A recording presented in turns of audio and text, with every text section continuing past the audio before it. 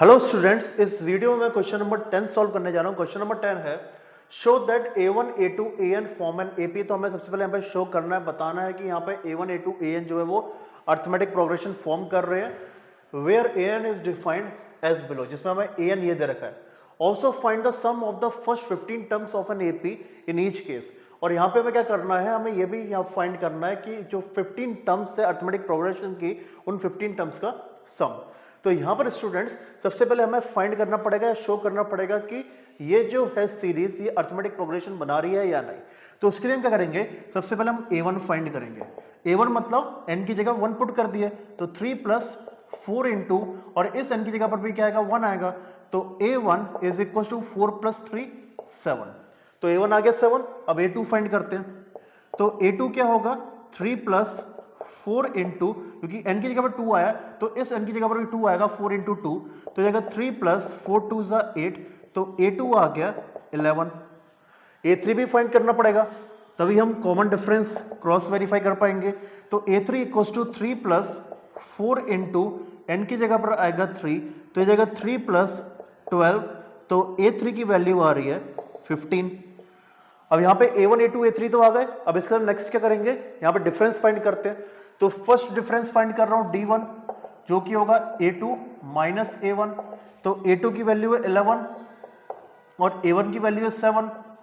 तो यहाँ पे फर्स्ट डिफरेंस जो आ रहा है वो आ रहा है 4। अब नेक्स्ट डिफरेंस फाइंड करता हूं, जो कि होगा a3 माइनस a2। a3 की वैल्यू है 15 और a2 की वैल्यू है 11। तो d2 की वैल्यू हो गई 4। तो यहां पर हम देख सकते हैं कि हमारा हर केस में जो डिफरेंस है वो सेम आ रहा है। इस वजह से ये क्या है, अर्थमेटिक प्रोग्रेशन। तो पहले बोलता कि शो दैट ये AP है, तो मैंने डिफाइन कर लिया कि जो डिफरेंस है वो हर केस में सेम आ रहा है 4। इस वजह से ये क्या है, AP, it is an AP। अब जैसे कि ये अर्थमेटिक प्रोग्रेशन है तो हमें क्या फाइंड करना है, सम 15 टर्म्स का। तो इसके लिए फॉर्मूला यूज करता हूं, Sn equals to n/2 2a plus n minus 1 d। हमें फाइंड करना सम 15 टर्म्स का। तो 15 अपॉन 2, 2 इंटू a की वैल्यू हमने फाइंड किया थे 7 प्लस 15 माइनस 1, और कॉमन डिफरेंस हमने यहां पे फाइंड किया था 4 है।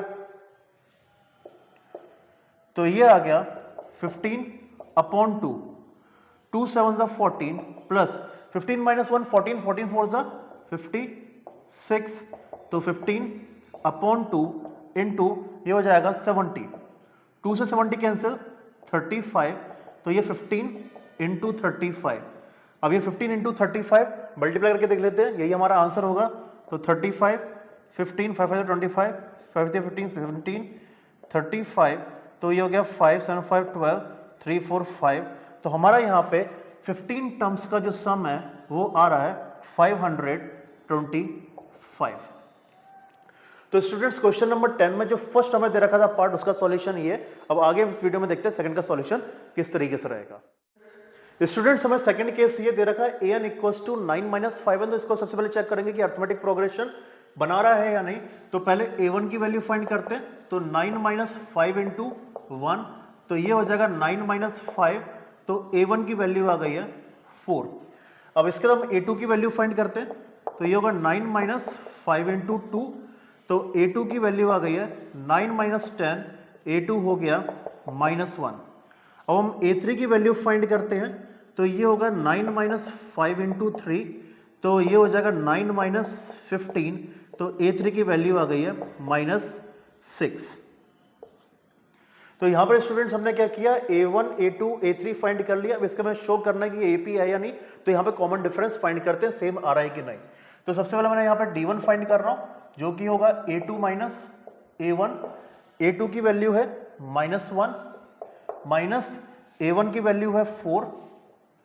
तो जो फर्स्ट डिफरेंस है वो आ रहा है माइनस 5।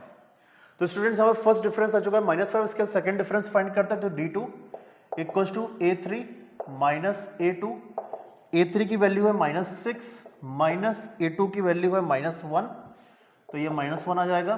तो माइनस 6 प्लस 1, तो d2 की वैल्यू आ गई है माइनस 5। तो यहाँ पर स्टूडेंट्स हम देख सकते हैं कि हर एक केस में जो डिफरेंस है वो सेम आ रहा है -5, इस वजह से ये अर्थमेटिक प्रोग्रेशन, क्योंकि यहाँ पे हर केस में डिफरेंस सेम है, तो हम लिख देंगे it is an AP as the common difference is same -5।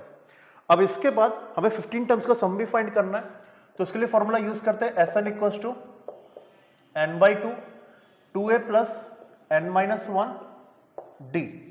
तो हमें 15 टर्म्स का सम फाइंड करना है, तो S15 equals to 15/2 2 into a 4 plus 15-1 और कॉमन डिफरेंस हम फाइंड किए थे -5। अब इसके बाद ये हो जाएगा 15/2 2 4 8 प्लस 15-1 14 14 इंटू -5, तो ये हो जाएगा स्टूडेंट्स -70, तो यहां पर आएगा -70।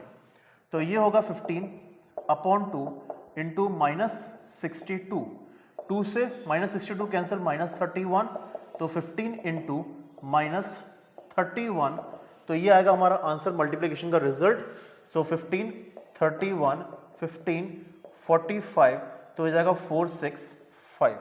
तो यहां पर आएगा students sum of 15 terms of this AP -465। तो स्टूडेंट्स ये है सेकंड का सॉल्यूशन, जो कि हमें क्वेश्चन नंबर 10 में दे रखा था। वेट रुको, स्टूडेंट जाने से पहले वीडियो को जरूर लाइक करके चैनल को सब्सक्राइब कर देना, बस ये दोनों बटन्स को क्लिक करना है, ठीक है स्टूडेंट्स। और मिलेंगे नेक्स्ट वीडियो में, तब तक के लिए बाय एंड टेक केयर।